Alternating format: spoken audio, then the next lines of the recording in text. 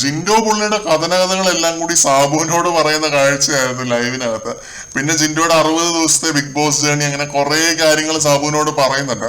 ഞാൻ വെളിയിൽ ഒരുപാട് തെറി പറയുന്ന ഒരാളാണ്, ഇവിടെ വന്നിട്ട് ആ ശീലം മാറ്റി എന്ന് പറയുന്നത്. അപ്പൊ സാബു പറയുന്നു നല്ല ശീലങ്ങൾ ഉണ്ടാക്കിയെടുക്കാൻ പറ്റിയ സ്ഥലമാണ് ജിൻഡോ ഇത്, ഇനിയും കുറെ നല്ല ശീലങ്ങൾ ഉണ്ടാക്കിയെടുക്കാൻ ശ്രമിക്കും എന്നൊക്കെ പറയുന്നുണ്ട്. പിന്നെ ജിൻഡോയെ പുറത്താക്കി തിരിച്ചു കൊണ്ടുവന്ന കഥ പുള്ളി പറയുന്നുണ്ട് സാബുവിന്റെ അടുത്ത്. അങ്ങനെയൊന്നും പേടിച്ച് നിൽക്കൊന്നും വേണ്ട ജിൻഡോ, താനായിട്ട് നിന്നാ മതി ഇവിടെ. അങ്ങനെ നിന്ന് കഴിഞ്ഞാൽ തനിക്ക് ഉറപ്പായിട്ട് ഇവിടെ നിൽക്കാൻ 100 ദിവസം നിൽക്കാൻ പറ്റും എന്നൊക്കെ സാബു പറയുന്നുണ്ട്. അപ്പം എന്നിട്ട് ജിൻഡോ മറ്റേ സീക്രട്ട് ബാലറ്റിന്റെ കാര്യമൊക്കെ പറയുന്നുണ്ട്. ഇവിടെ ഒരു സീക്രട്ട് ബാലറ്റ് വന്നപ്പോൾ എനിക്ക് 11 വോട്ട് കിട്ടി, എതിരെ നിന്ന ആൾക്ക് 4 വോട്ടേ കിട്ടിയുള്ളൂ, അത്രയും ഭൂരിപക്ഷത്തിൽ ഞാൻ ജയിച്ചു എന്നൊക്കെ പറയുന്നുണ്ട്. നല്ല കാര്യമാണ് ജിൻഡോ, അത്രയും വമ്പിച്ച ഭൂരിപക്ഷത്തിൽ ജയിച്ചു, വളരെ നല്ല കാര്യമെന്ന് സാബു പറയുന്നുണ്ട്. പിന്നെ പുള്ളി മറ്റേ 10 രൂപയ്ക്ക് വാള് കോരിയ കഥയും അങ്ങനെ കുറെ കാര്യങ്ങൾ സാബുവിനോട് ഇങ്ങനെ പറയുന്നുണ്ട്.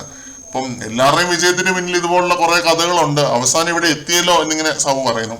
പിന്നെ കുറച്ചു സമയം സംസാരിച്ച് നിന്നപ്പോഴത്തേക്കും അൻസിബയോട് സാബു പറയുന്നു, കിച്ചൺ ടീമിലുള്ളവര് ഇവിടെ കറങ്ങുമ്പോ ഓണേഴ്സിനെ എതിർക്കാം കേട്ടോ എന്നിങ്ങനെ പറയുന്നു. അപ്പം സാബു എന്താണ് ലാസ്റ്റ് അങ്ങനെ ഒരു പരിപാടി കാണിച്ചതെന്ന് മനസ്സിലാവുന്നില്ല. ഉടനെ അൻസിബ ജിൻഡോയെ കിച്ചണിലേക്ക് വിടുന്നുണ്ട്.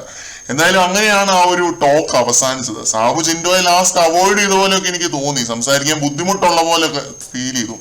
പിന്നെ ഒരു കോമഡി സ്കിറ്റ് ആയിരുന്നു നമ്മുടെ ടണൽ ടീമിന്റെ സായി, അപ്സര ഇവരുടെ ഒരു സ്കിറ്റ് ആയിരുന്നു, അലമ്പ് സ്കിറ്റ് ആയിരുന്നു.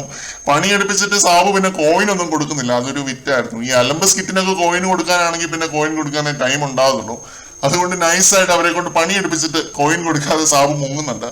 ഇത്രയുമായിരുന്നു പ്രധാന ലൈവ് അപ്ഡേറ്റുകൾ. കൂടുതൽ അപ്ഡേറ്റുകളുമായിട്ട് വീണ്ടും കാണാം.